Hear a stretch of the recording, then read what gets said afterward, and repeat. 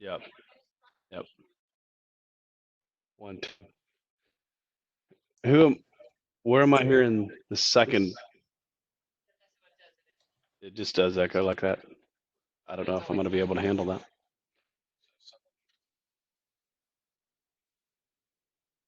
Hmm. I want to be in a soundproof booth next time. I cannot hear you. Probably something to do with being a gator.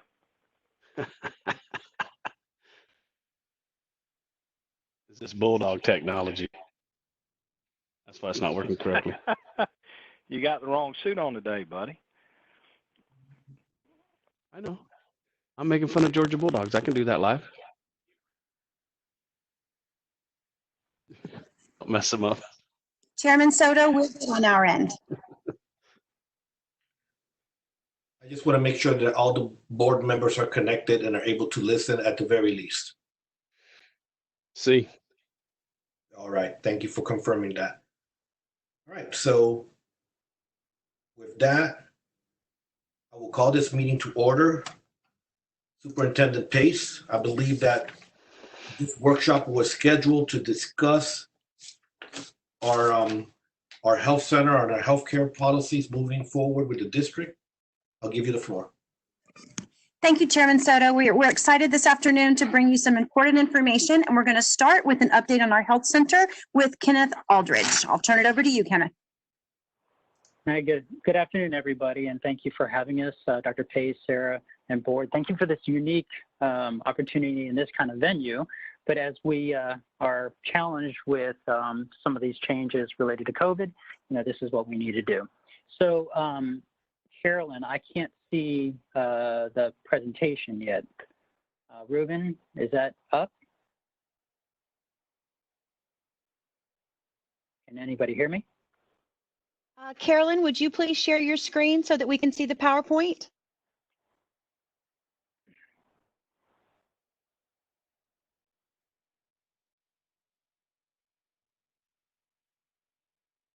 Carolyn, can you hear me?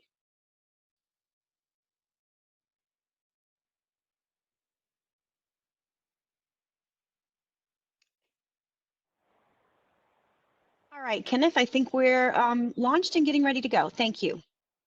Outstanding. Thank you very much again. Carolyn, if you can go ahead and move forward to page 3 so we can jump right into some of the data. Board, thank you for having us again. And this screen, what we're showing here is just the patient trend, since we took over in October.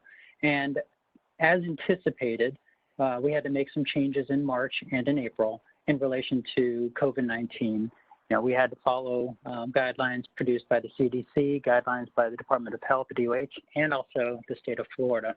And so you see a decrease in the month of March, and you also see a decrease in April because we had to make changes and really pull out of the health center really non-essential type of visits. And some of those non-essentials at that time are things such as physical exams, labs related to physicals, drug screening, pre-employment, those type of things. Now, as the governor continues to allow for reopenings, we put in policies and procedures to make sure that we can serve our population.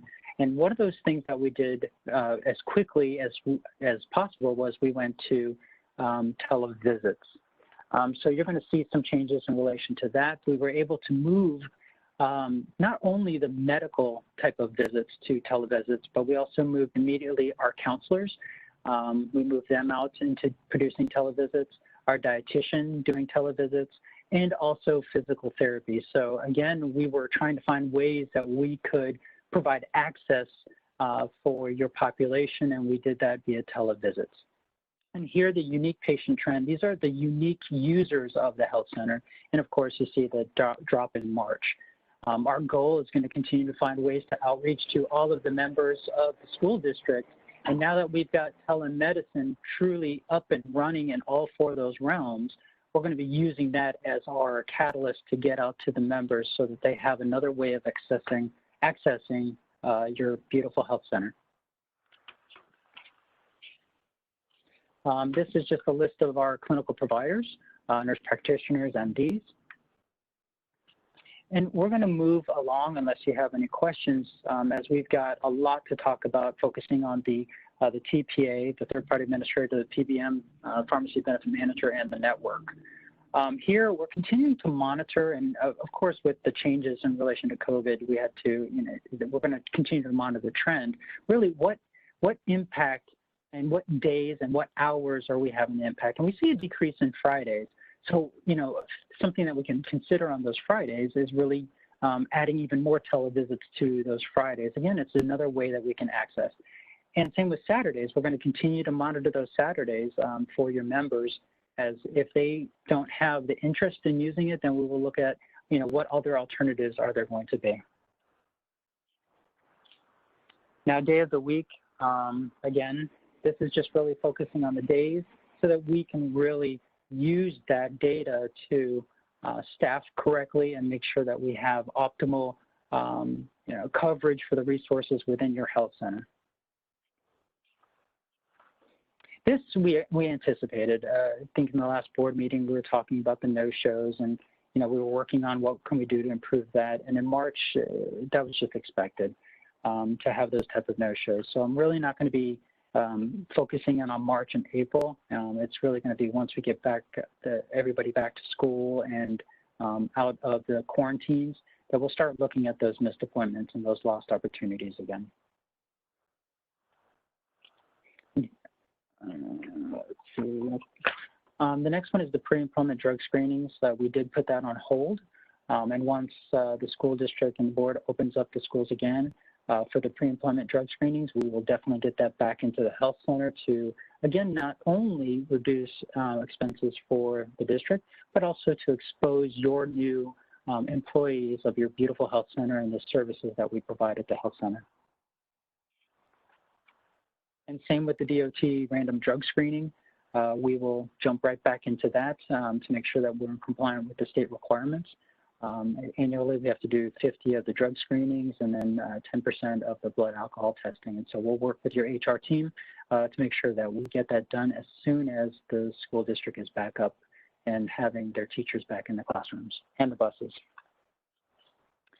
We broke this down just looking at, again, the lost opportunity associated to the no-shows. And here's, some of the data that shows, okay, where could we have used that time of that provider? And we're going to continue to monitor this as we get back into the swing of things. On-site X-ray, we've got that up and running, and it's we're going to continue to have that available for our providers and for any of the services that we need there. And we're put this data in here just to show it was a really good decision to put that system in there because it brings you additional savings, but it also makes it very convenient for your population and also makes them more compliant with getting the services that we need.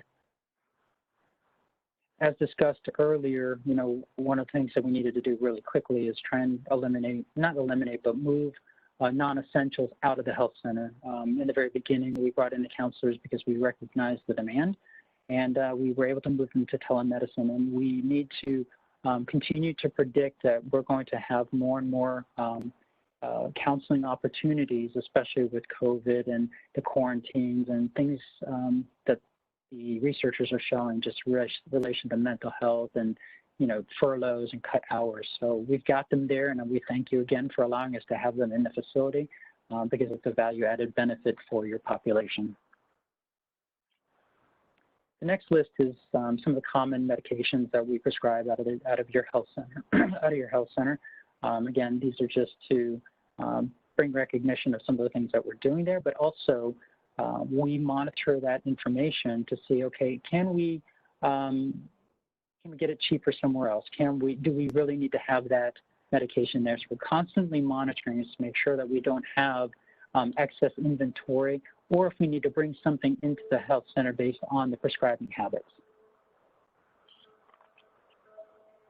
And here's just some of the savings that the more we do from the health center, and less we send out into the community and the retail stores, such as the pharmacies.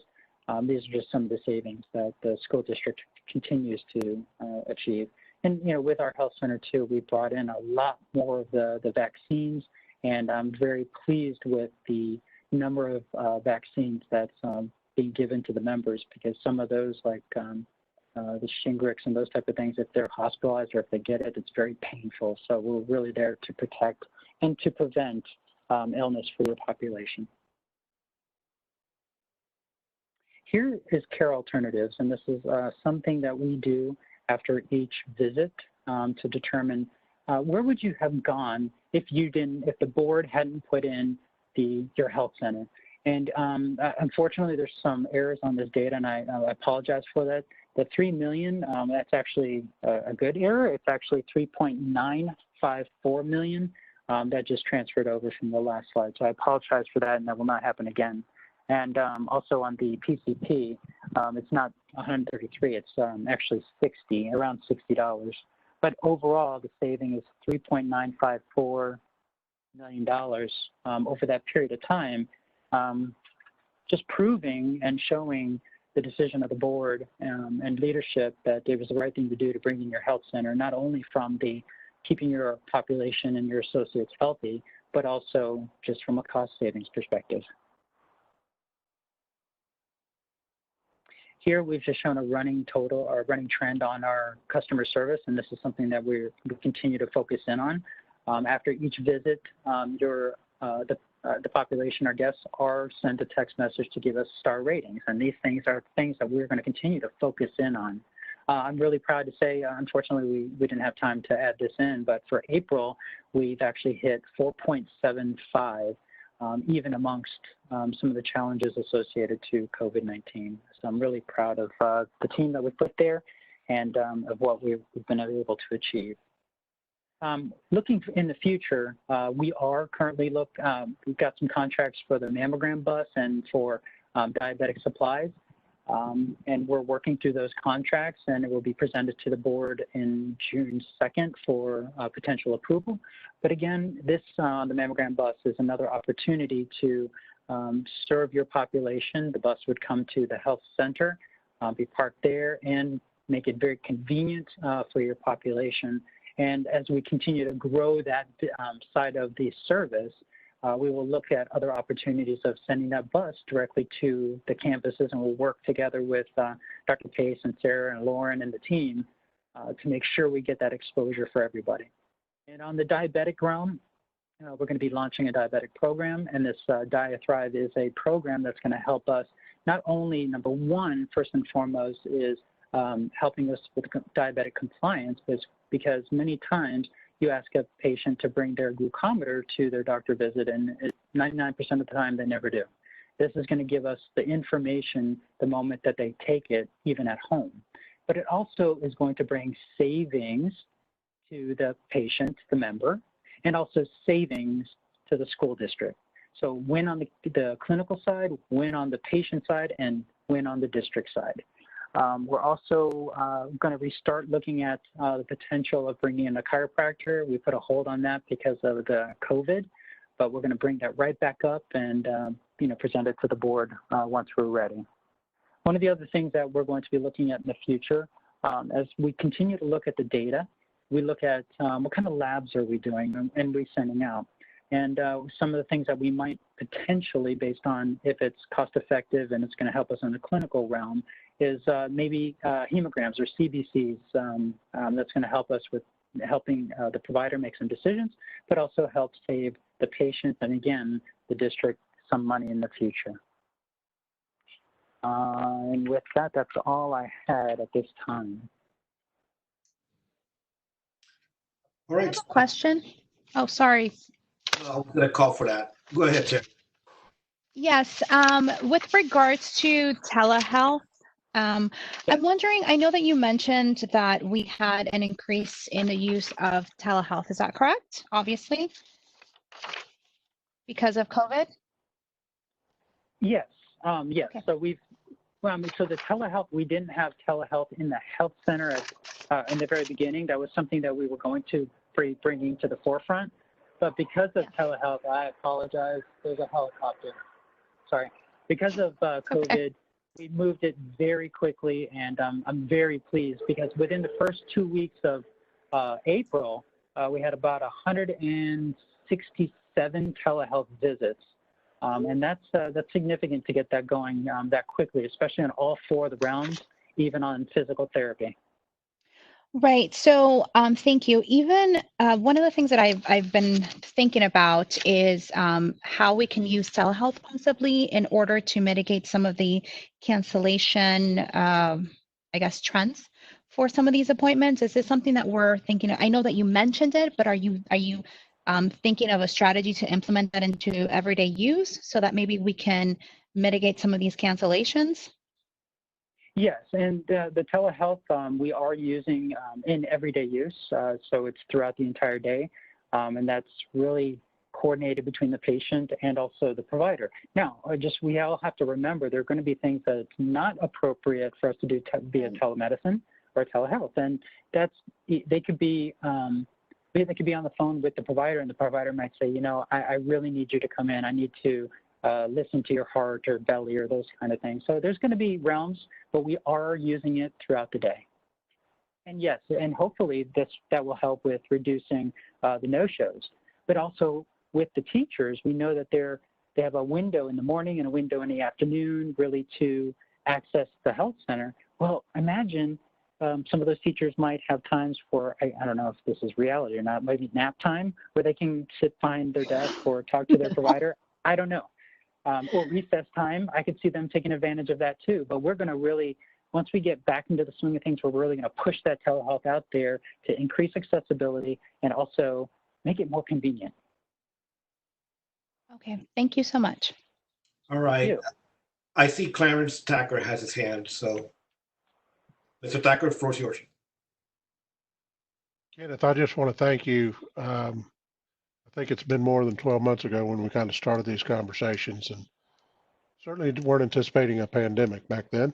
But I think getting the telehealth up as fast as you did and getting it working, and then the fact that it's going to be something that lives past this, I think that's a great idea.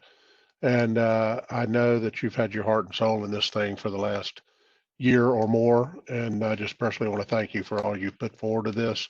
And I think we have a great deal of trust. I know I have a great deal of trust and faith in you and what you're doing to help guide this thing. So just thank you very much. Thank you very much, Mr. Thacker and the board. And yes, myself and our entire team, we're representing Mr. Rosen, and we are heart and soul into this, and just going to continue to find ways to serve you and your population more, to find ways that we can save your population money and the district money. All right, thank you, Mr. Thacker. I don't see anybody else's hands up, so Dr. Pace, we could continue. Yes, thank you, Chairman Soto. Next up on the agenda is our advisor financial update. So I'll be turning it over, I believe, to Ashley's team to take it from here. Yes, thank you, Dr. Pace. This is Ashley. Hope everyone is well. I sure am looking forward to seeing y'all in person one of these days. Hopefully that'll be sooner than later. Just wanted to thank you all once again for the board, the staff, for your partnership, and just allowing us to share some of our progress. I'll first touch on some historical costs all the way to date, and then we will update you on a couple of initiatives where we'll show you some savings. And then we'll transition over to the discussion on the network with Connie Cranford. And then finally, we'll just have a brief discussion of 3 items that are on the agenda for your approval. So with that, I'll get going. If you look at this kind of first graph in the upper left-hand corner, and you look kind of towards the right-hand side where it shows 29 million, that's the first 29.4 million. That's the first 6 months of this year. And when you compare it to last year was about 63.8, almost 64 million. So if you double the 29, you're at about 50. You're right around 59 is where you are on an annual basis if you were to annualize that 29. So it's about 6% lower than last year, looking about 4 million and change lower than last year. If you'll look down a little bit lower, almost to the bottom of that particular graph where it shows $54, that represents some of the direct contract vendors and providers that we have. And you'll see that has gone up a little bit. It was $38 last year. It's gone up to $54. But that just shows you that an investment in some of these initiatives will yield significant impact on the bottom line. If we can go to the next slide. Next slide is your rolling 12 months. And if you look at the first 6 months, you'll kind of see a stark difference, than the most recent 6 months toward the bottom. When you roll the entire year up, it's about 110% over budget. But if you kind of go over to your left-hand side of the graph where it shows the international RX and the imaging, you'll see right around that 6-month mark is where we started these initiatives, and there's a nice correlation to that far right hand side. When we started those initiatives, you started seeing the numbers go down. Next slide, if we could. These are the most recent 6 months, and once again, you can notice that we're under budget on those items. We're at 99% of budget. So, Carolyn, I mentioned some of those initiatives we're working on. Do you want to talk to us a little bit about some of the, get a little granular on those?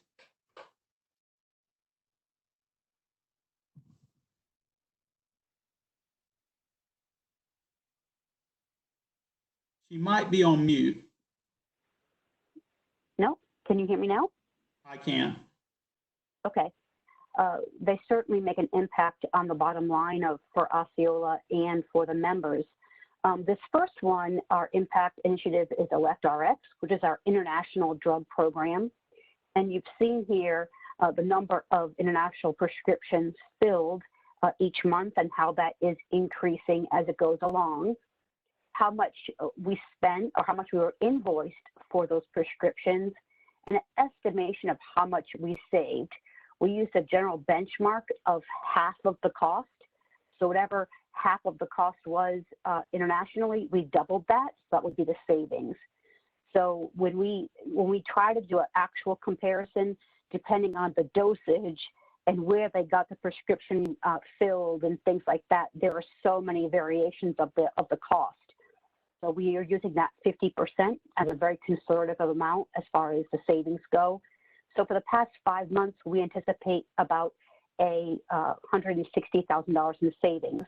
Now that's just to the plan, never mind the members that are paying nothing for these prescriptions. So there's nothing, no cost to them for this program. We had a great testimonial that we received just yesterday or the day before from an employee who was beside herself, that she was able to get her medication at home now, and she actually took a picture of the old receipt from how much it cost before and how much she was getting it for free now delivered to her home.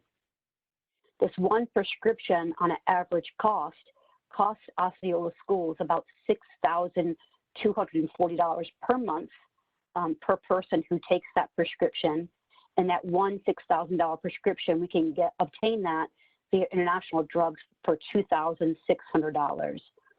So the overall spend, we spent $1.3 million on that one drug last year.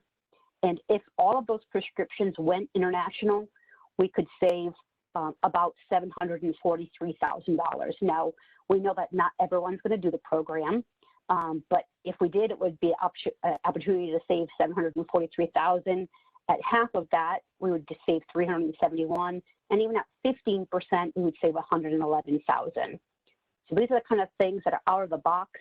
That is a win-win. It's a win for the school. It's a win for the member.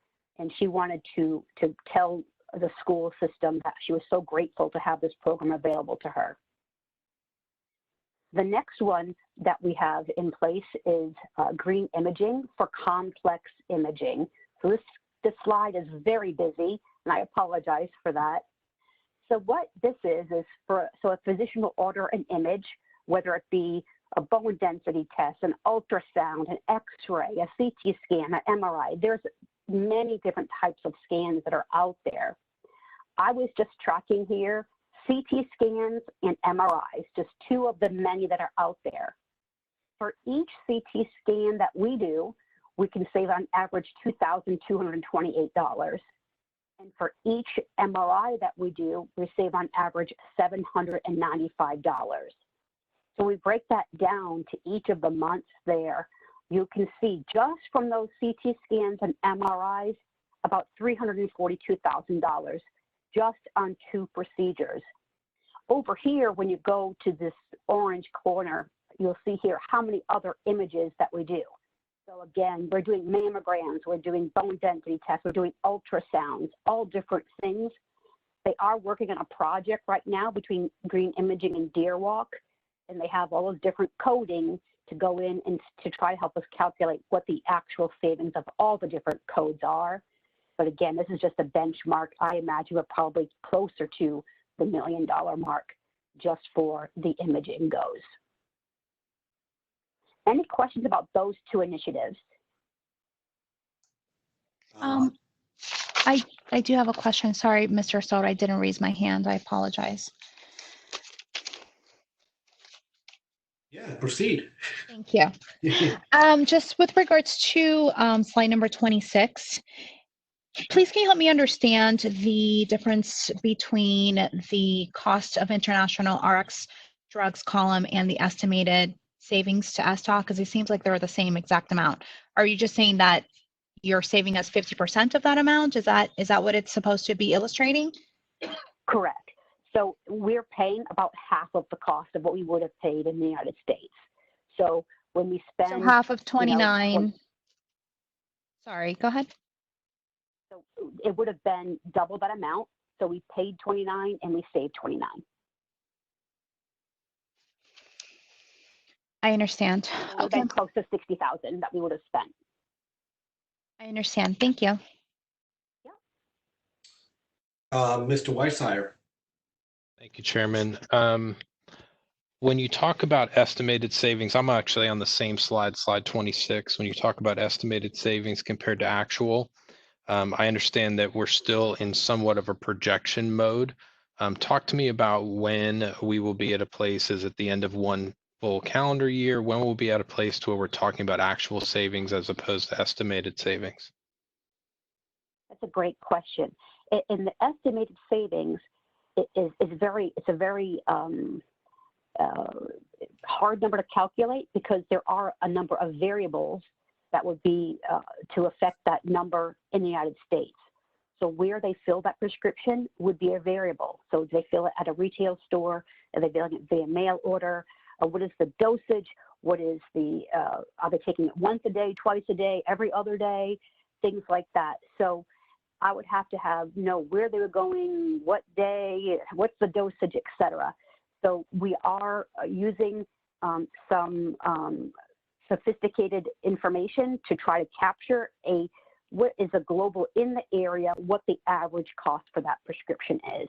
And they're helping us gather that information for savings. When you say they, is that Deer Walk? So Deer Walk is working with ElectRx, trying to get that data to us correct. And then would they be able to drill down, not for our personal consumption, but for data purposes? For instance, my wife's prescription, she's always gotten it from Publix, but now she switches over to International RX.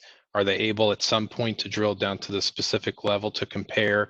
Because like you said, there's all these variables. I'd like to at one point be able to say, hey, look, we've taken 1,000, 2,000, pick the number of employees that were historically getting their drugs from XYZ pharmacy, whatever it is, and we know that their milligram, their dosage, the time, all that. At what point do we get to really solid data? I know you're saying right now there's all these variables, and I respect that. I guess I'm trying to look forward another 6, 10, 12, 20 months to say at some point we'll be able to pin this down, or you're saying we'll never be able to? I think we will be. We can drill down by by member. So if I take, Jane Doe and her prescription habit the past 12 months, and again, what the prescription was 12 months ago isn't going to be the same as it is today. But I can say, okay, here was that prescription. Now that exact prescription today is now X cost. So I can do a one-off by that and then drilling it down from there. But it's not an easy task by any means. But yes, we were going to get as granular as we can, as I just did with that one prescription, with that one testimonial that the employee gave us. In a matter of a day, we found out how many people were taking the prescriptions, how many users there were, and what's our average savings. Now, when we get our average savings, some of them are 90-day supply, some of them are 30-day supply, so I have to sort that all out. But once I sort it out, then I could find out what the actual monthly cost was and compare it to what we're paying via ElectRx and the differential with that. Sure. And so at some point Very that would, granular. yeah, at some point that's going to be a very important data set for us as well, is to be able to say, not only have we saved the district X hundreds of thousands of dollars, but we've also saved our employees X hundreds of thousands of dollars in their out-of-pocket costs for prescriptions. So I'm looking for the anecdotal one that you gave is a great example, but I'm looking for kind of big picture at some point that we can sit back and say, here's some very clear data that we can analyze as opposed to just estimates or projections. Okay, you track with me. And so the other thing, the other thing, Mr. Weishauer, when I mentioned to you, I think it was you that had mentioned about why don't we get a person reaching out to people and telling them about the program. That position is being recruited for right now out of the medical center. So that person would be reaching out to members and telling them about this program, also regarding our imaging program and about the diabetic program that Kenneth just talked about. So this person has extensive education and background in these fields. And so that would be the person that we would look at into doing those data analytics for us and helping with those and showing the employees, hey, let me hold your hand and walk you through this. It's not really hard. Let's get you started with it.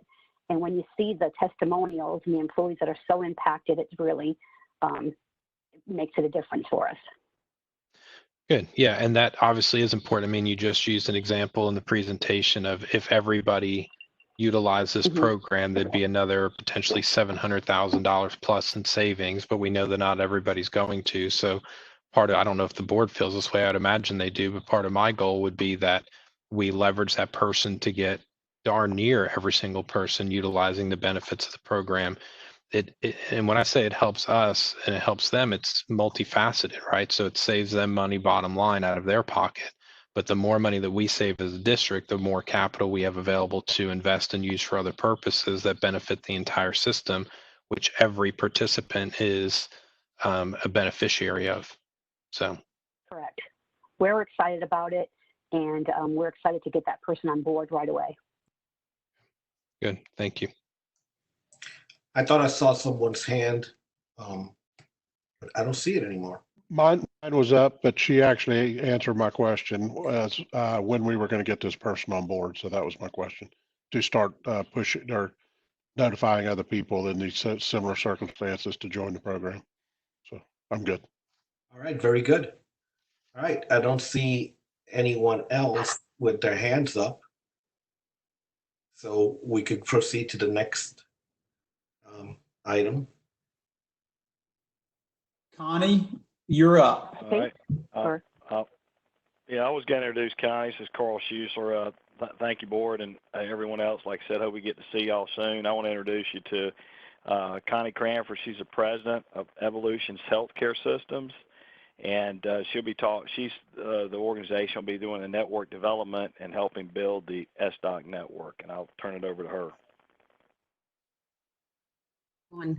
I'd like to say on behalf of myself and my staff that we're very excited about this project. Evolutions is located in Tampa Bay. We are right around the corner from you, and we have been developing custom networks for the past 28 years. Our dominance is here in the Southeast. We have over 20,000 providers in the state of Florida that are contracted already, and a number of other relationships that we can leverage as well. So with the next slide, I'm going to show you how our network is going to be designed to marry up to the health plan that you've chosen for next year. We are going to be working with a tiered health plan, and in the tier 1, the network configuration is going to consist of our most preferred relationships being Orlando Health System and now St. Cloud Regional, which they are in the process of acquiring. It should be completed, we've been told, before 10/1 effective. All of their associated ambulatory surgical centers, their physicians, and all of their related ancillary services. That's all through the Orlando Health System relationship. We also have other services that with other physicians and independents, ancillary services, such as the labs, bringing in the green imaging relationship that you already have in place. We have a number of durable medical equipment, both in local locations as well as national agreements, and we have national labs and so forth. So it's a very robust network in the tier 1. It is not strictly Orlando Health.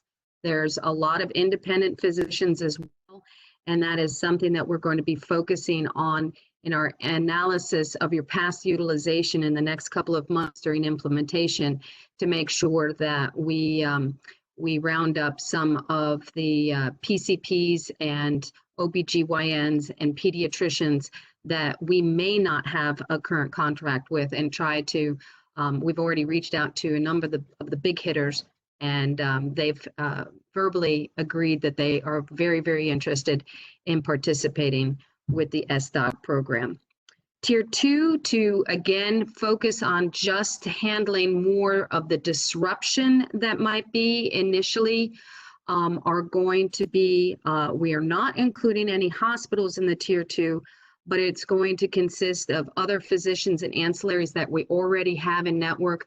And many of those we have already identified on a onesie-twosie basis may be utilized by some of your employees today. So this is to minimize disruption, make sure that everybody has a good confidence in the providers that we have, but the goal is going to be to steering everybody into the tier 1 more and more as the years go on.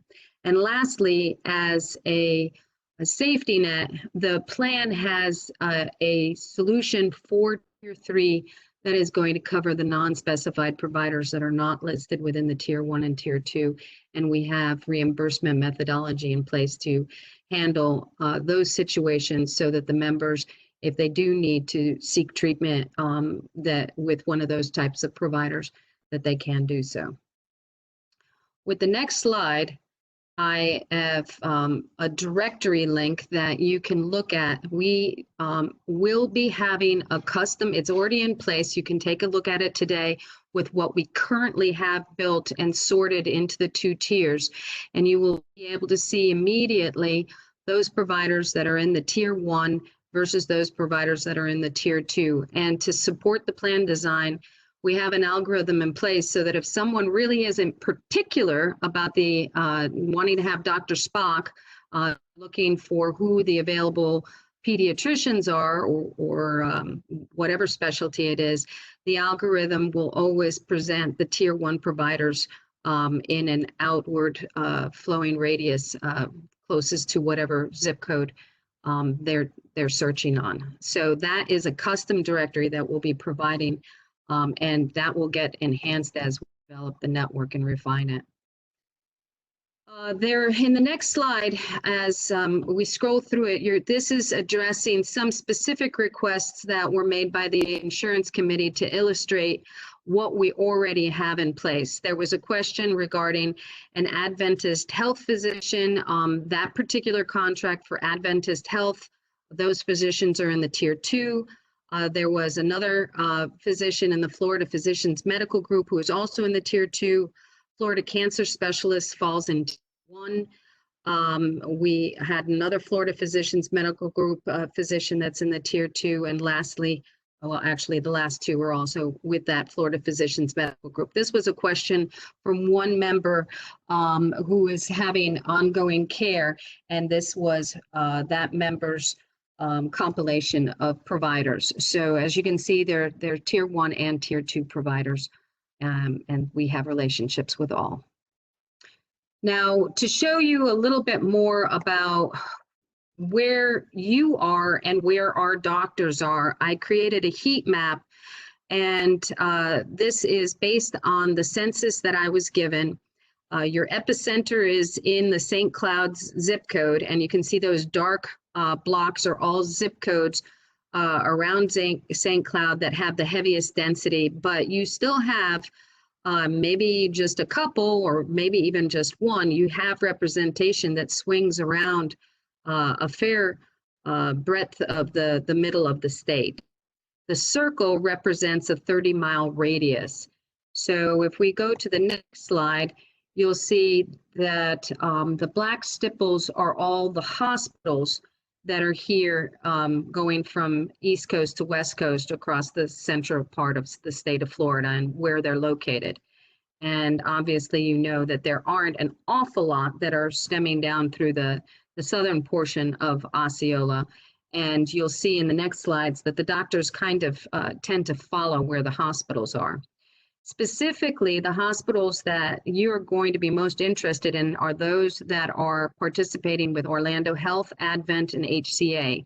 Green being Orlando Health, red being the Advent and HCA. And you'll see two little yellow dots. One is in the very center in St. Cloud.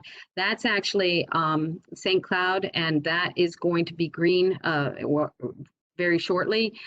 The other is Nemours, the Children's Hospital. Next slide will show you the actual Orlando Health, and that is the area of influence. If you created a 30-mile radius around all of the Orlando Health facilities, then you can see basically within 30 miles how much breadth of the state that the Orlando Health system itself covers, which is a pretty good swatch. This slide is to show you all of our current tier 1 providers. Now, this is just the tier 1. If I added the tier 2 into it, it would get so busy it wouldn't be of any real use. I wanted to focus on the tier 1 to show you how much we already have in place, and we have promises of participation just with a few verbal outreaches that we've had of easily over it's getting close to 1,500 additional providers that we've been talking to that will be much more concentrated right in the hottest part of your heat map. So if we drill down a little bit to just break this out, we see that you've got your PCPs. The next slide are your OBGYNs. And those are in yellow. And those OBGYNs, there's actually a couple of large groups that are in that target that will be added to this heat map shortly. Pediatricians are purple.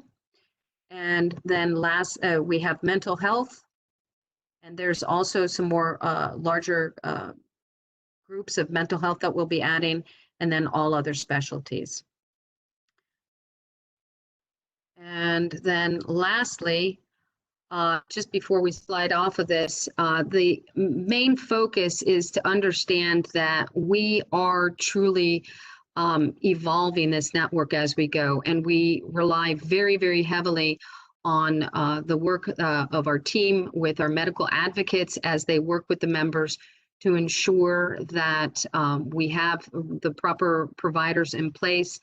But this is not the only solution that's going to be used there to handle it. So it isn't a, oh no, the provider's not in network scenario. We have measures to handle even if the provider is not qualified to be in the network for us from a pricing perspective.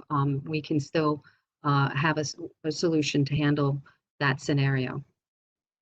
So that's basically it. We just wanted to give you an overview of what we currently have in place and the fact that we are ready to go and start contracting on your behalf to get some of the providers that we've seen through our analytics that your members are currently seeing that we may not have a relationship with today. All right, thank you. I will be calling on in this order, Ms. Castillo, Mr. Weishire, and then Mr. Thacker. The floor is yours, Ms. Castillo. Thank you. Thank you for your presentation. I'm particularly impressed with the directory for the medical for our medical partners.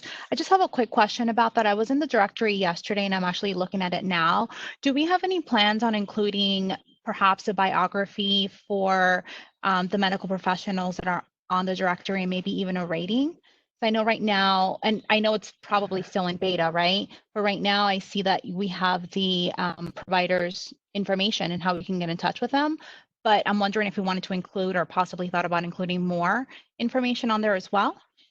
Well, we do capture through our credentialing process, we do capture some other elements such as languages spoken and what have you. And that is an item that we are with the next generation of this directory planning on rolling out.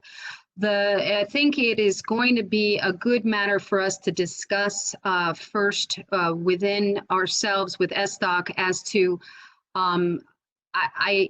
that there is a medical advocacy component of this health plan that I do not want to undermine.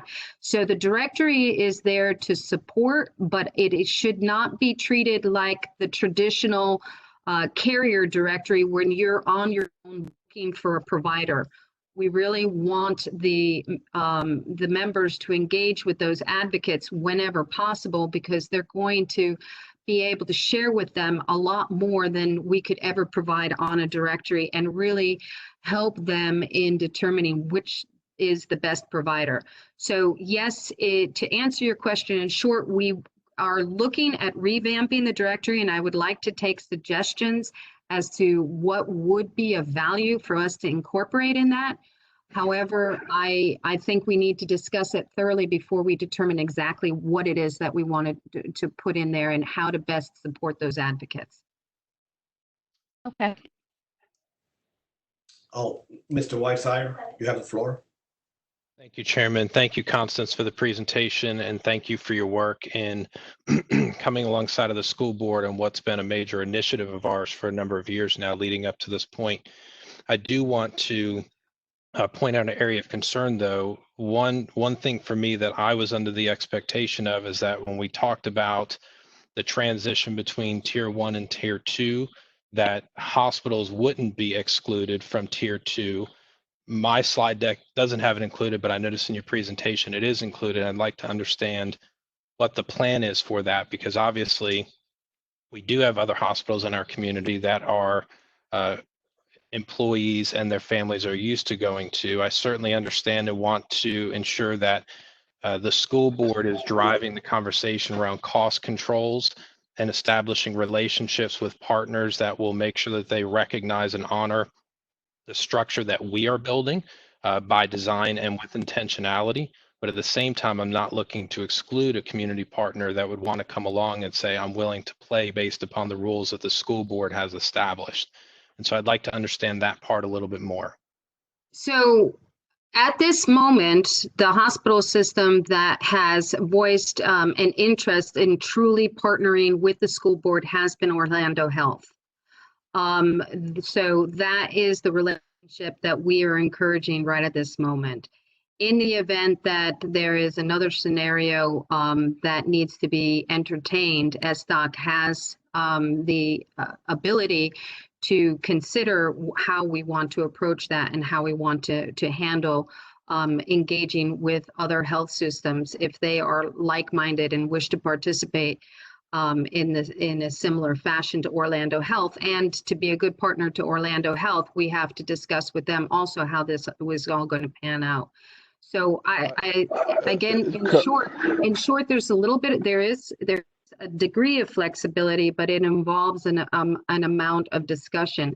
And to your point, how do we handle those providers that are currently out of network? I'd like Carl to discuss that because that has to do with the way the plan is designed. Carl? Okay, before we do Carl, actually, before you do that, could yeah, I, Frank.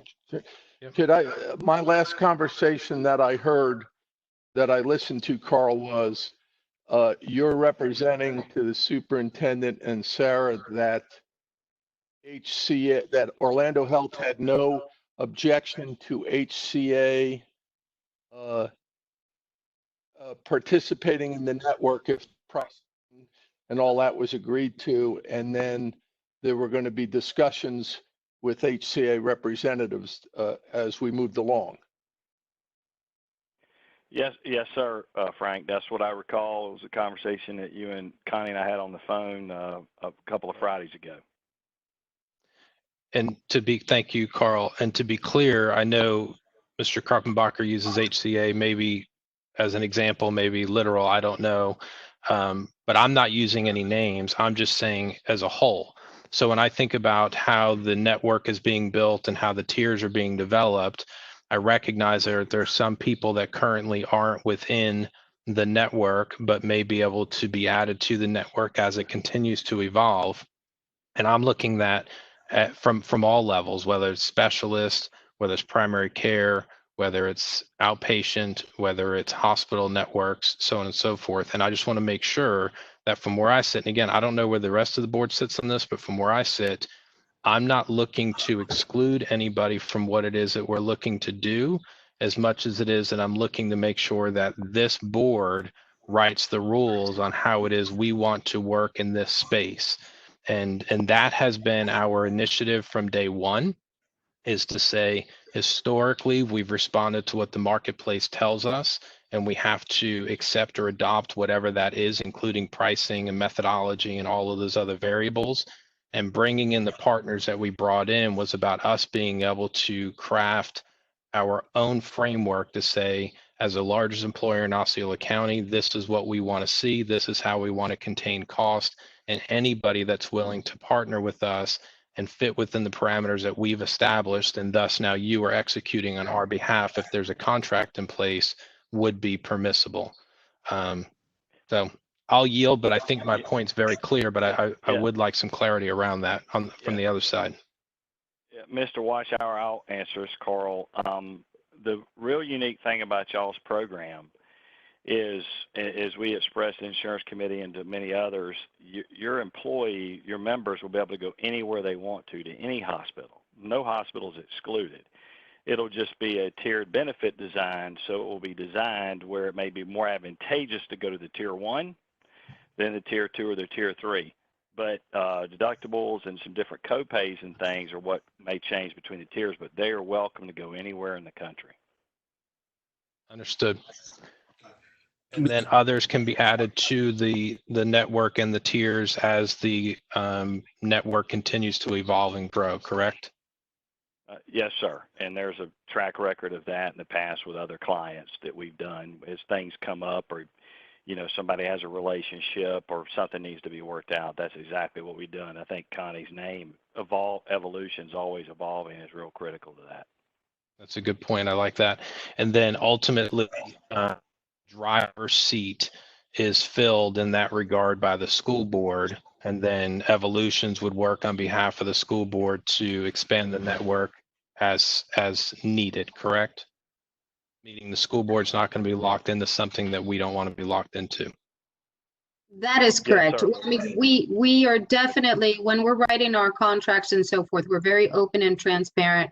And if there is any questions or concerns that a particular provider has, we will definitely bring it to the school's attention so that they can make the final determination as to how they wish to move forward.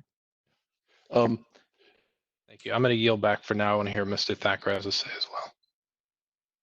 Mr. Thacker, you have the floor. Yes, thank you. Constance, I think you kind of said this, but I just want to be very clear that I understand it. You are, in your data set, you've got the list of people that our participants have used in the past around town or Central Florida, wherever they are. Is that correct?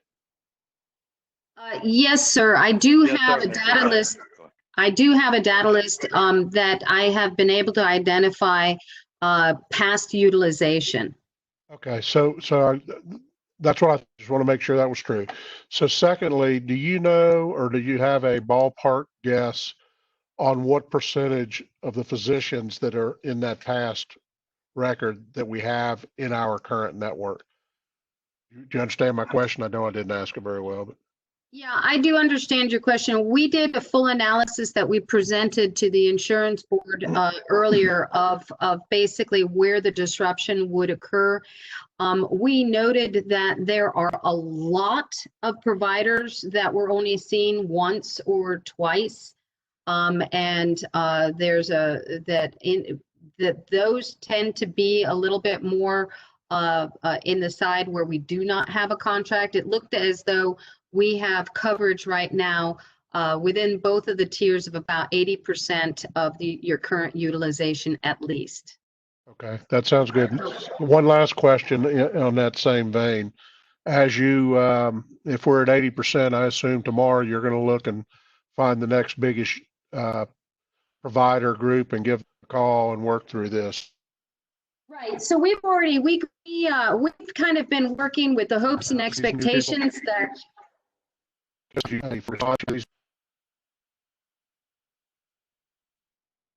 Yes. Connie? Yeah, go ahead, Carl. No, I was, Mr. Thacker, the response has been overwhelming. It's been great. Everyone has been wanting to partner with some of these folks we knew. Many of them know us. They know Kenneth. They know the team. So there's been already some great letters of intent and so forth. And once the contract's approved, I believe they'll be reaching out tomorrow and inking things, right, Connie? We certainly will. We have our hit list already in place. Okay, great. Thank you, Mr. Chairman. That's all I had. Very well. I will now call on Mr. Booth, and I believe there's one more on the queue, Mr. Murphy. Mr. Booth, you have the floor. Yeah, thank you, Mr. Chairman. I just, as we work together to try to build this hospital network, I guess just so, because I know there's some employees in watching, we're building the network to help us move forward, save some money for the district, and have a quality healthcare system for all our employees. And it's not that I want to make sure that everybody understands we're not excluding them from folks from going there to getting care. It's just a cost difference that'll be met by the employee, not by the district. If you go out of the tier 1 into the tier 2 or a tier 3, is that correct? Carl? Yeah, That's correct, Mr. Booth. That's correct. I mean, they'll be able to go wherever they want, and each tier will have like we said, tier 1 will have a better offer than tier 2 or tier 3, and so forth. So they absolutely can go where they want, and basically will be voting. The key is they're going to be able to go. They want to go to the Mayo Clinic or the Cleveland Clinic. They can go wherever they want. It just has a different price tag, but it's nothing different than y'all currently have today. It's the same, except it's more expansive. Correct. But I mean, the point we're trying to get across to folks that we cover here at the School District of Osceola County is, hey, we've made some deals for the people that we cover, that the taxpayers of this county cover. And these are the deals that are going to be these tier 1 deals. Essentially, we're talking Orlando Health right now, but we're going to continue to work with some of the other providers in the county and surrounding counties to expand that tier 1 network. Am I understanding that correct, or would that be a correct statement? That's very correct. That's very correct. And we also, I mean, it's not just limited into the state. If we have a member whose son or daughter is out of the state and they are currently seeing an allergist or have other ongoing medical concerns, we will be working with the medical advocate to either contract with their existing provider or help them in finding a provider and establishing a relationship with that provider in advance.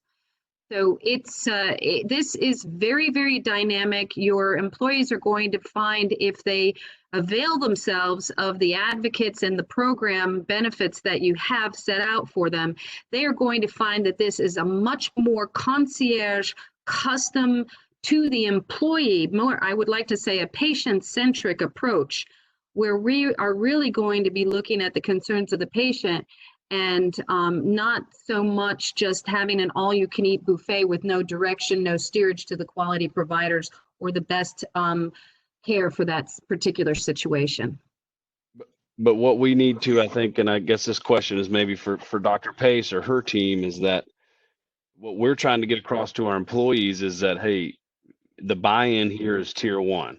And if you go to a tier 1 facility, then you're not only saving yourself money, but you're also saving the district money, which is ultimately money that can go back into the system that covers you, and then money that could possibly go back into your pockets. If there's money for raises or bonuses or any of those things. Would that be a correct statement, Dr. Pace? Yes, Mr. Booth and members of the board. The medical advocacy program that Connie and Carl have talked about is a very important arm of this. And this is a concierge service with nurses who would guide our patients to high quality providers at a lower cost, which will directly save both the employee as well as then the health trust fund, which in the end ultimately is our employees' money. This board, from the very beginning of the discussion about our health trust fund and what you wanted to see happen differently with our medical expenses, said that any dollars that we saved, you wanted directed back to employees in the form of salaries. Now, of course, we're in a very difficult budget situation. It's very unpredictable at this time, but I know that's the direction that the board's provided to staff. And certainly we're going to bring back those kind of recommendations to the board as the savings start to produce. But a huge piece of this is going to be about employees, plan members taking responsibility for their health care, making good decisions about where to go. And that's the value of the Tier 1 network. While they have the freedom of anywhere, that Tier 1 network will give everybody the most benefit with good quality care. In addition, we want to continue to advocate for use of our health center for primary care so that we can either keep our well people well and help our sick people get better. Because if we all work together to manage these chronic conditions and take better care of ourselves, in the end, that will also reduce our medical spend. Thank you, Dr. Pace. That's all I have for now, Mr. Chairman. Thank you, Mr. Dr. Pace. I want to go ahead and just give a moment here to Mr. Murphy. Mr. Murphy, can you just please, I'm not familiar with you. If you could just introduce yourself and about what you'll be talking about.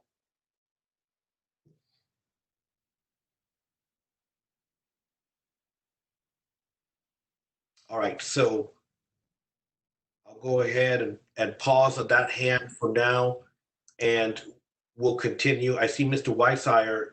I see your hand. I don't know if you have something else to add. This is your moment. I do. Thank you, Chairman. Connie, when we think about others being added, whether it's primary care, specialists, hospitals, whatever it may be otherwise, let's use primary care just as an example. How long is the turnaround time if somebody's not in network but then wants to be added? What can we expect that process to look like?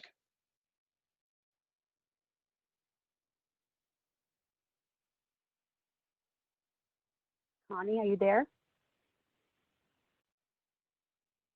I thought I had unmuted myself. The critical component of that is the motivation that the provider has on their part. We have fairly straightforward and typical type of contracting methodology. It's nothing bizarre or out of the way. And we have been able to call and provider 10 o'clock in the morning and get them under contract pending credentialing that afternoon. So it can be done very, very quickly. A lot of the time, it has to do more with just waiting for the providers to return the documentation that we need. So there's a two-step process. It's them agreeing to the terms of the contract, signing the contract, and then providing us with their credential information. How long does the credentialing process take? Typically? Typically, I would say, well, if we have an emergent situation where a member needs to see that provider that week, we can expedite it. But usually, For standard contracting, it takes about a month for credentialing to be completed.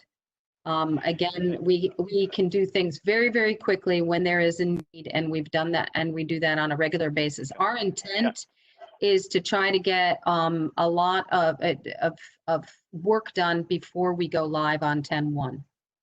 Connie, can I speak to Mr. Warshire and just give him a quick example, if that's okay, Mr. Warshire? Sure. We had recently another client not too far from you guys who had a member that was at a big hospital chain, and they were getting transferred to an LTAC, long-term acute care. And we have some other contracts in place, but this particular member wanted to go somewhere closer to their home. And Connie and her team was able literally in a day to work out a single case agreement to take care of that member at less cost than we would have paid through the traditional plan we had. And then that person then was moved from the LTAC about 4 days later to another facility that was for rehab. And that was one, I think, Connie, correct if I'm wrong, that y'all didn't have in there, and you were able to get it in your tier 1 literally in a day and get a single case agreement. Connie, am I accurate in that?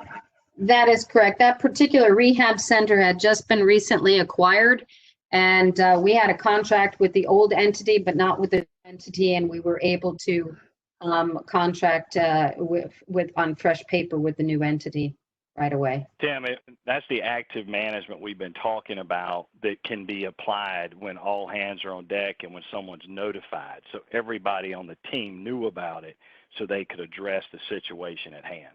That's critical. If I could mention one thing, both of those contracts were achieved at tier 1 qualified level pricing.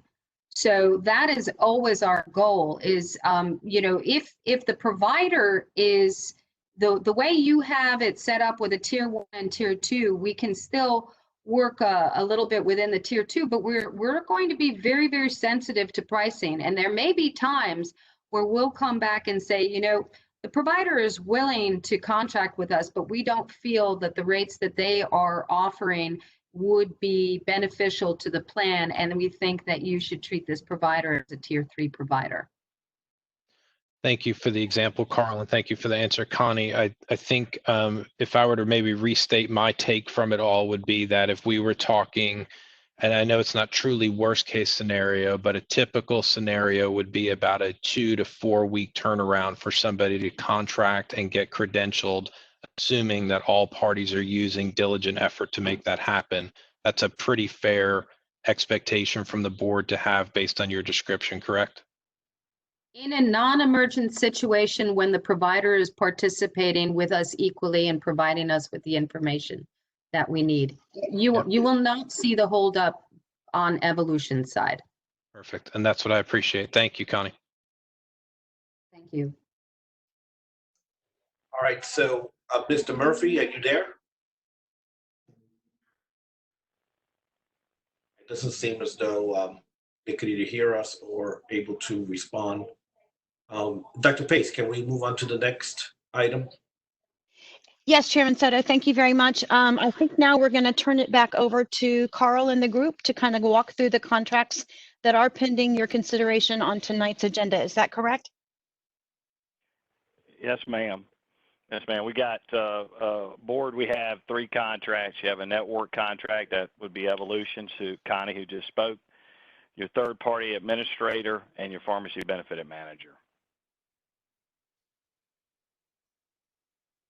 And those are the ones that are up for approval. Chairman Soto, Ms. Castillo has temporarily lost sound. So is it possible that we take a very brief recess? Absolutely. We'll call 5 and reconvene at 4:25. Okay, thank you, sir. Thank you.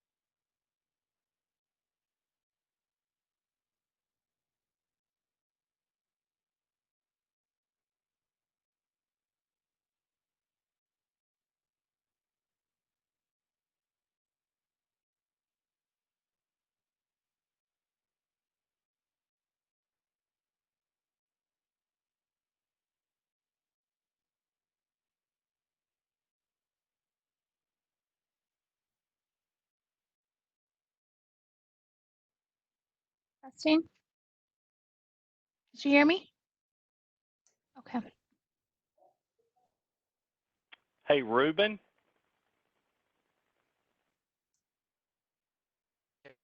Ruben there? I think, check and see if Mr. Murphy, Barry Murphy, is muted. I don't know if he knows what to do, but apparently I don't think he can speak or something. I don't know what's going on. Okay, let me I find don't him. see him mute. I don't see him muted on my screen. He Barry, test he your might mic. have to.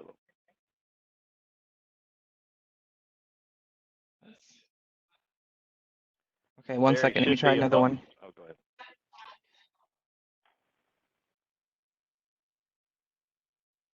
Okay, Barry, are you in? Do we know if Barry called in? Hold on, I'm texting him right now. He's raising his hand right now. He just raised his hand on this. Look at the participants, Ruben, and he raised his hand. I don't know what's going on with him. Why his? I don't know what it is. We're looking for Barry Murphy.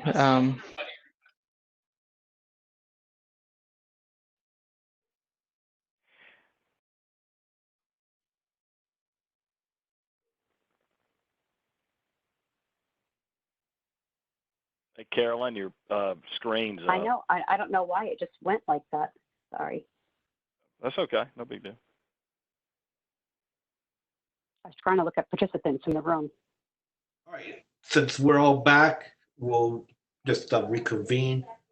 And I believe we left off where we were discussing that we have 3 items on the agenda for the board to consider for its approval.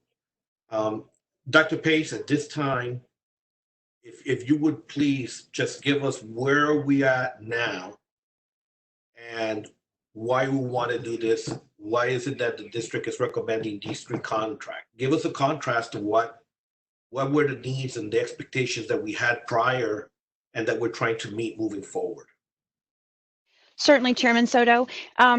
The arrangements that we bring forward for your consideration tonight go back to the board's direction that we find better ways and more original ways to both provide more quality care for our employees, but also to conserve district funds, because these are operational dollars that have been spent as medical expenses have continued to climb over the last 4 years. Going with the TPA, a third-party administrator, other than one of the large organizations, gives us the idea that we can have a customizable network. We have more control over the plan design.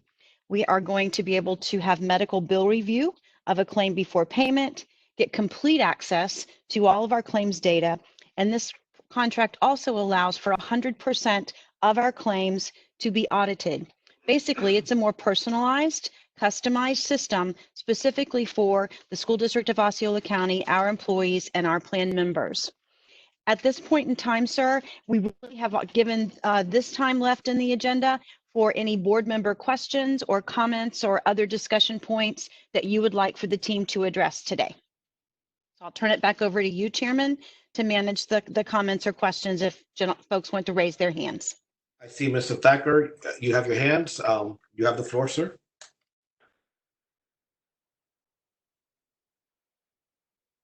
Yes, Mr. Thacker. Give me a moment. Yes, you have the floor, sir. Okay, I have to mute my computer when you speak. So, I just kind of, on top of what Dr. Pace said, kind of reset how this conversation started probably 12, 18 months ago. This cost for the school district have risen astronomically out of hand. And kind of quite frankly, the system we had was not working for us. So the board, I think, has talked at times of really finding a different way to do things.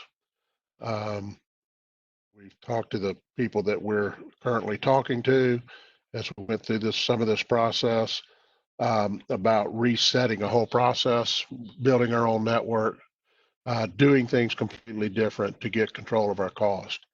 during that time. I know I've been to several seminar meetings, whatever you want to call them, where we've listened to a lot of other people who've taken charge of their healthcare. They've taken charge of where their people go. They've taken charge of how their people are using the networks, much as this plan is with the tier 1, tier 2, and tier 3. One little bit of difference here is we're providing the flexibility they can go to the others still, but we're also building a tier 1 network that we know delivers significant savings to us.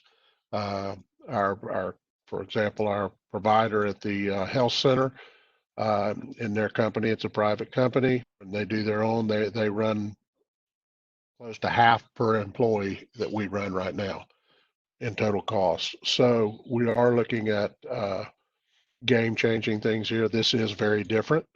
We are looking for maximum flexibility, which is what we believe evolution brings us, what our health clinic provides to us. It's what everybody here understands we need so that we can have an emergency and add somebody in a day. We don't want to do that every single time, but when that happens, that we have the ability, providing the provider wants to play ball, that we can get these things done in a very fast way, but also control our cost. So that's kind of what we were looking for and why we got here. We've ran almost $1 million a month over budget last year, and certainly that's not sustainable in any organization. So that's why we're here. We've been looking for this. This is urgent. It's extremely, it's an aggressive approach, I think, but it's also extremely urgent that we move. We've got to get these things moving forward so that we can have a open enrollment in August, as we do every year. And this is not a time that we can be dragging our feet. We've got to move fast as we are. And I appreciate all the efforts that have been made by our internal team and our external partners in this to get us to where we are. Thank you. Thank you, Ms. Thacker. We need to see if there's any other hands. I don't see any more. Let me ask a question here. I'd like to know how our employees who may not be aware or have the bandwidth to be concerned with all of the details that we just discussed, how is their experience going to be like, say, from what an employee right now, their healthcare costs are and how they will be after, if we implement this going forward? Suppose, like, are they going to be worse off if the provider that they use is in a tier 2 or tier 3 than they are now? Like, let's just start with that question. Can someone give me some feedback on that? Chairman Soto, I raised my hand. Yes, you did. Yeah. Yes, thank you, Chairman Soto. I am happy to report that we already have reached a memorandum of understanding with the Osceola County Educators Association that represents both our teachers and our support professionals to adopt the plan designs that we have presented that include this information about the network and the tiered system of providers. The really wonderful thing to recognize is that if our employees work with our medical advocates, seek that high quality care in a tier 1 system, they'll pay less than they do today. If, however, they want to access a provider in that tier 3 aspect of the network, they would pay no more than they're paying today. Same premiums, same co-insurance, same deductibles. So that was something that was very, very positive for our employee groups. Mr. Shatera is also currently in discussion with Teamsters. While they've not yet signed a memorandum of understanding, they have indicated that they understand the plans. Mr. Conway, their representative, has been engaged in the insurance advisory committee and is well aware of the steps that we're taking to, again, provide greater choice, greater customization for both the district and our employees, but and give them opportunities to be good consumers of their health care and actually save dollars for both their pockets and for the district's overall trust fund. All right, thank you for clarifying that for me. So I just want to continue the discussion here. So what we seek to do here is, as Mr. Thacker just said, it's a result of circumstances that we felt as a board and a matter of policy that we needed to change. It was a fiscal threat to our fund balance and to the benefits that we provide our employee. And I understand the motivation. However, what we're proposing to do here is really a significant change from what we've been doing before. And the provider that we used to work with, Cigna, I don't know if you had a chance, and I'm speaking with Karen, I believe it was Karen, the last one who spoke as well. I don't know if you're aware, but the a representative from Cigna delivered us a letter about entitled Notice of Concerns.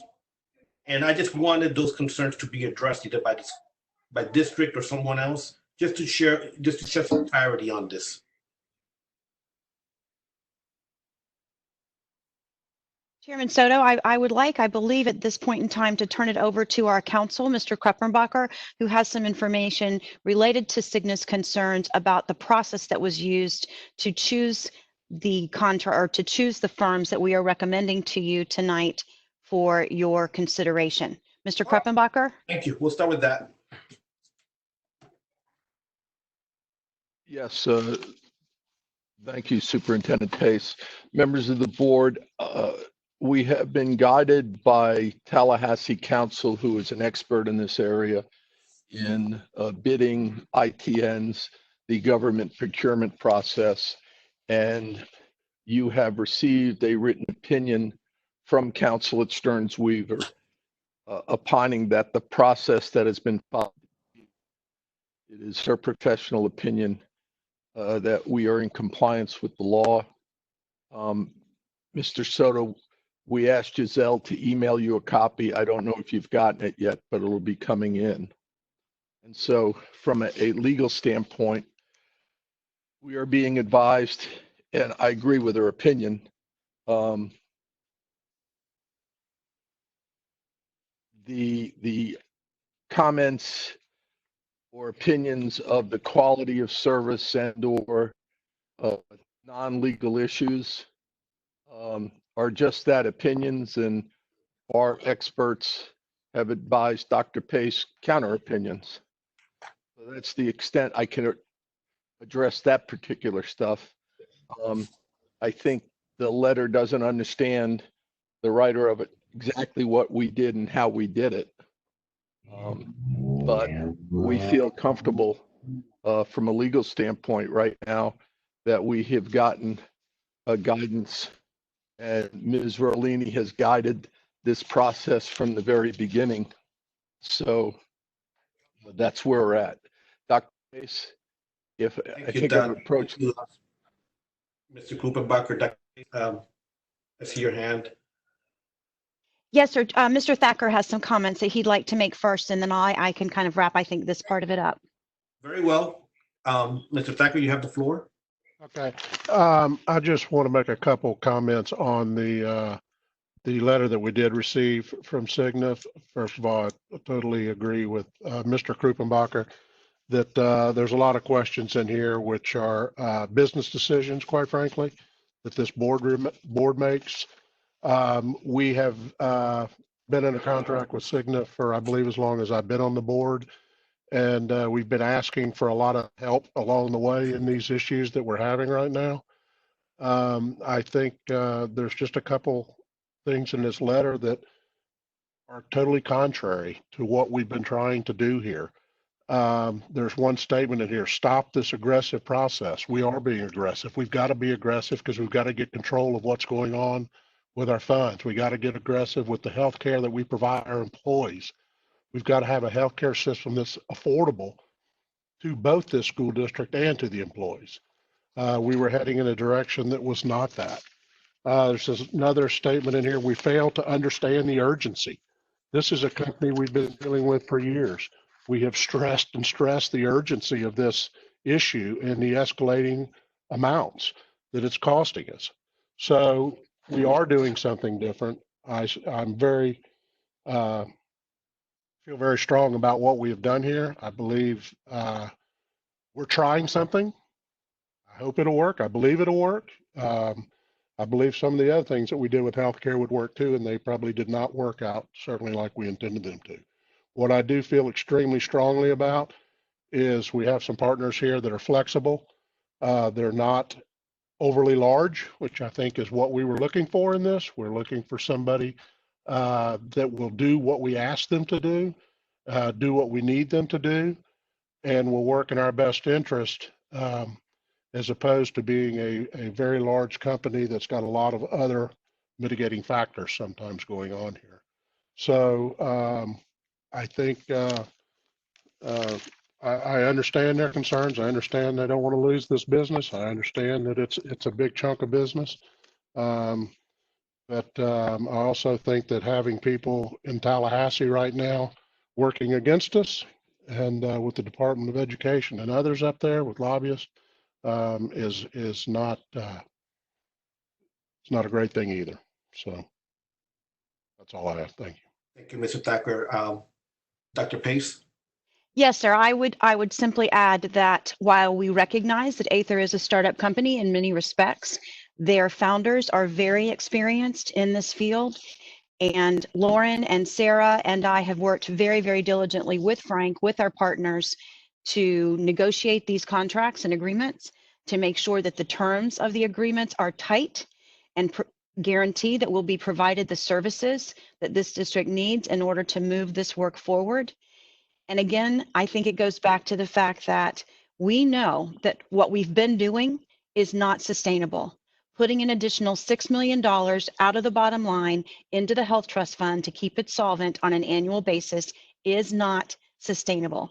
And that's before we had the impact of the pandemic and what that can potentially do to our state and local resources. So we recognize, as Mr. Thacker said, that there is some risk in this. But there's also insanity to keep doing what we were doing and to expect different results. And I'll close with that, sir. Well, thank you, Dr. Pace and Mr. Thacker. I really appreciate that your willingness, to help, at least me, but probably some of the other board members understand and put into a context the concerns that were brought up by Cigna. It's really important to not, when you get a document like this, even if it's in the last hours, we're talented and professional enough to know how to deal with it and respond to it. And I really do appreciate you being able to go ahead and express your understanding of this and helping me see a different angle and a different side to it, so that I could be guided in the decision that we have to make coming up in our board meeting. And I do find, and it makes sense what I heard from you, Mr. Thacker, and from Dr. Pace. I will say that I am a little bit concerned on the fact that this was not, this is significant. It was different on how we arrived at this point in terms of not putting this out under a regular procurement process. I will go ahead and examine. We did follow the regular procurement process, Mr. Chairman. We followed a statutorily approved ITN process, which your purchasing policies permit. Correct. We did that so that the board had complete flexibility to design or work with what they wanted. Fill me in real quick, Mr. Cooper-Baca. So if we went with the ITN, right? Okay, so what happened there? There was an ITN. They came out and were ranked, and I believe Cigna was ranked 7th out of 10. And we got a protest. We granted Cigna's protest and proceeded to then decide to utilize the Florida statutory exception to allow us to negotiate directly with anyone we wanted to. And we commenced negotiating based upon everything we'd received with Aether, and reached the staff reached an agreement with Aether, and it was designed specifically to give this board the flexibility it wanted. And the one overriding direction we received from Mr. Thacker and from Dr. Pace, our lawyer in Tallahassee, and our staff was that they wanted contracts that were transparent and that the board had complete access to everything so that they could see pricings, they could see what agreements were being made. So they would truly understand and participate in managing the health plan. Um, and so we did follow an established process. We did not do a RFP, which would be a regular straight up bid for a number of reasons. One, you could get stuck with somebody lowballing the price and getting add-ons later and tied up in lots of problems. And this is a very, very, very, as you have learned over the last year, complex area with multiple layers. So, okay. I think I understand, Mr. Kuppenbacher. So correct me if I'm wrong. For us to implement this plan, right, we would not have been possible to do it under the RFP process. I don't think you could have achieved, this is a lawyer. I can't tell you it would have been possible. I can just tell you that I think it would have been more difficult and there would have been capabilities of more challenges because an RFP process kind of locks you into a more defined process with people, let's say our price is lower. I'll give you an example. We had at a local school, we had a disaster with a gutter company that woefully underbid every other gutter company because it was a straight up bid, right?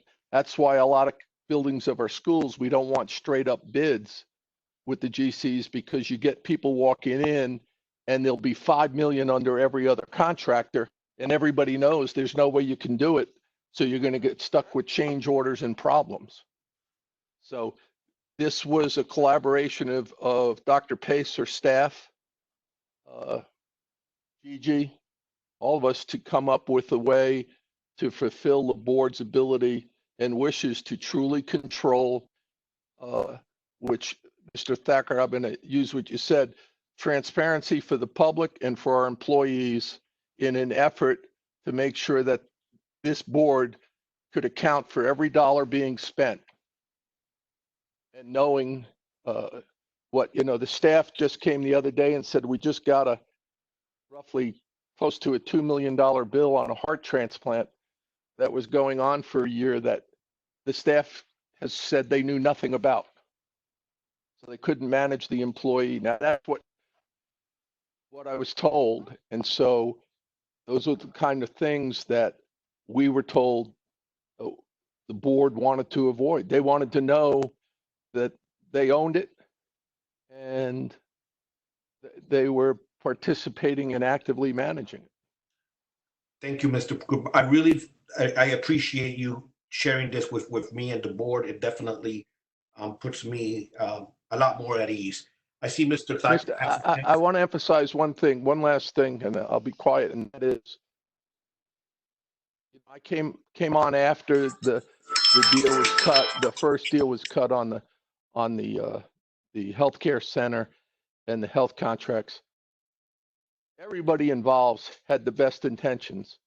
Where I think things broke down was a lack of communication on both sides. And what is designed here is to assure constant communication between the board, the superintendent and her staff, and the providers and experts that you brought in. Thank you, Frank. I appreciate your explanations and providing me with your insights. Mr. Thacker, you have the floor. I'd stated this earlier, but it's really extremely pertinent here. We've got to keep in mind too of the timing of this, where we have to. This is a critical piece of our bargaining piece, which I think the unions have at this point agreed to this approach and feel good about that approach. From a pure pragmatic standpoint, we've got to have stuff in place so that our open enrollment can go as it normally does in, I believe, August. So there's some timing issues in this too, and I don't want us to lose track of kind of where that. Thank you, Mr. Thacker, for providing that information to us. Dr. Pace, I saw your hand for a moment. I just forgot to put it down a few minutes ago. I apologize, sir. Okay, I'm going to pause just for a moment to see if any other board members or members of our panels want to provide any further information or any further discussion. This is coming up as an agenda item. I really would only like to entertain anything that couldn't be discussed right now. That way we could be efficient in our meetings. So I'll go ahead and pause for just a little bit more to give anyone any other opportunity to question, comment, or discuss. Chairman Soto, can you hear me? Yes, but I don't know who you are. Chairman, this is Barry Murphy. I've been working for 20 minutes to figure out how to unmute. Am I, this is the Georgia Tech guy. Am I permitted to make an observation? Please, I sent out an invitation. You may accept. Thank you. Very quickly, I did want to underscore, Dr. Pace did make one of the points that I wanted to make, and that is that the historical approach in trying to save costs on a health plan is to increase out-of-pockets, increase co-pays, shift employee contributions. And the plan design that we've used here is highly purposeful in that, as Dr. Pace pointed out, going to tier 3, which is the non-preferred or non-designated providers, there has been no change in the teachers' coverage whatsoever. It is as it has been over this plan year. But there are incentives to allow the employees, teachers, truck driver or bus drivers, custodial staff, to have much better coverage if they will come in alignment with better outcomes for themselves in the plan. The second thing I wanted to comment, Mr. Wishire and I met coming up on 2 years ago, and he was had the foresight to get our team involved with Dr. Pace and Sarah Graber. And of course, we're delighted to have been chosen. But Mr. Wishire, what you're seeing in the work by Connie is what we talked about almost 2 years ago, and that is using the purchasing power of the school district to allow the medical community, hospitals and others, to step up their game to participate in our program. And if other hospitals in particular are interested in and willing to provide meaningful services at a reasonable cost, then as Connie's name says, this is an evolutionary process. And I yield back. Thank you. Thank you, sir. Mr. Booth, you have the floor. Yeah, I guess the first thing I want to do is thank Mr. Thacker and Mr. Worcestershire for all their help and throughout this process. But in all seriousness, I do want to say to kind of tag along with what Mr. Thacker said earlier, and I don't know if this is a good analogy or not, but you know, I think what we had was a big fancy cruise ship in open waters, and we're traveling downstream rivers and streams now, and that's just not going to work. And so I want to thank the staff since you called to kind of have this discussion now, Mr. Soto. So I won't say anything at the meeting. I want to thank the staff for all the work that they've done. I want to thank Mr. Thacker and Mr. Weisshire for all his work as well, for sitting down. And I've sat down with some folks myself. So, but certainly they've, I think, have done the bulk of the work. So I appreciate them. I appreciate the staff work here.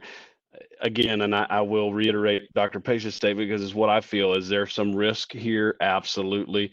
This is something new and this is something innovative. But certainly we could not keep going down the path that we were going. So thank you all for all your work, and I appreciate it. Thank you, Mr. Booth. I'll call now on, I believe I saw Mr. Weisshire's hand, but no longer. Is that correct? Yeah. That is. That is Mr. Soto, correct. can I? I'll just compliment you, Chairman, for being the only person tonight that's known how to say my name properly. Well done, sir. All right, so I heard someone else wanted to speak.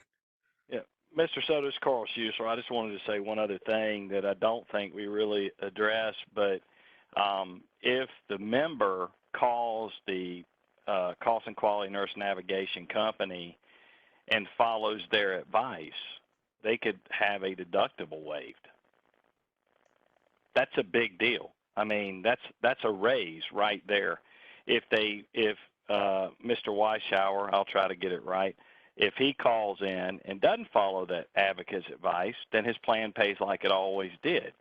So no one's taken, everyone has a choice. Everyone has a choice, but if they follow the advice, they have the potential of their deductible waive. Like I said, it's just like getting a raise. I yield the floor. Thank you. And I really appreciate that commentary. It does shed a lot more light. And like one of the things that I want to make, that I try to improve is an understanding for everyone, that has a stake into this. And like I said before, I always like to translate it into how is it going to be like for our employees moving forward. And I believe that this discussion helped in that regard. I don't think that, like I said before, this board is very diligent. And I just wanted to make sure that even though it was last minute, I was debating whether or not to bring up the letter and the notice of concern, but I felt fully confident that we would be able to discuss it in a very constructive and positive manner. And without any fear, as to what we have to discuss. It's a big decision going forward. I think that Mr. Thacker's leadership in this, in this regard was invaluable. And I really want to thank him for the time that he put in. I know other board members as well. It was really a situation where we're trying to do the best for our district, our employees, our students, our teachers, more than anything else. And I do sense that concern is shared among all of us. And I appreciate everyone who put in so much time and effort into making this a reality. I'll go ahead and call on Mr. Booth for, I believe that will be the final comments. Ricky, you have the floor. Oh, sorry. What happened? Yeah, he has nothing further to say. Hold on. No, wait, I do. All right. Yeah, I concur with Mr. Wuchishar. All right. Let me check with Dr. Pace before I go ahead and I call the meeting adjourned. Dr. Pace, anything else? Nothing further, sir. All right. So with that, we'll go ahead and adjourn this workshop. We'll reconvene at 5:30 for a regular scheduled board meeting. Have a good afternoon, everyone.